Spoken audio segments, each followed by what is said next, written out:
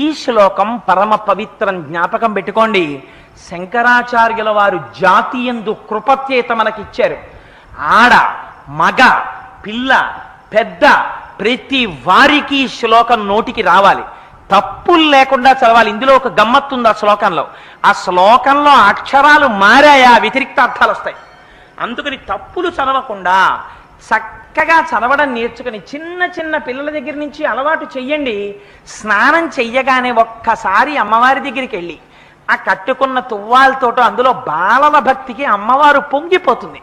కూర్చుని అమ్మా శరజ్యోత్స్నా శుద్ధాం శశియుత జటాజూట మకుటాం వరత్రా సత్రాన స్ఫటిక ఘుటికా పుస్తకరాం సకృన్నత్వా నత్వా కథమివ సతాం సన్నిదదతే మధుక్షీరద్రాక్షా మధురి మధురీణా ఫణితయః అని రోజు అది చదవడం నేర్పండి.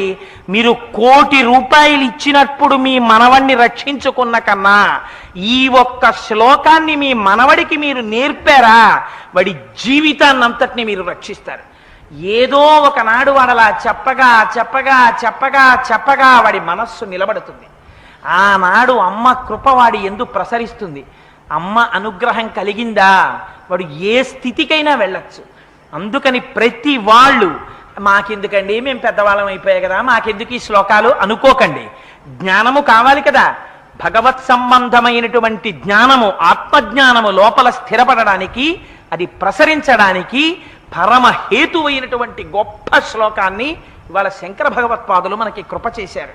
అందుకని అందరూ నా విజ్ఞాపన తప్పులు లేకుండా చదవడం మాత్రం ఈ శ్లోకాన్ని అలవాటు చేసుకోండి.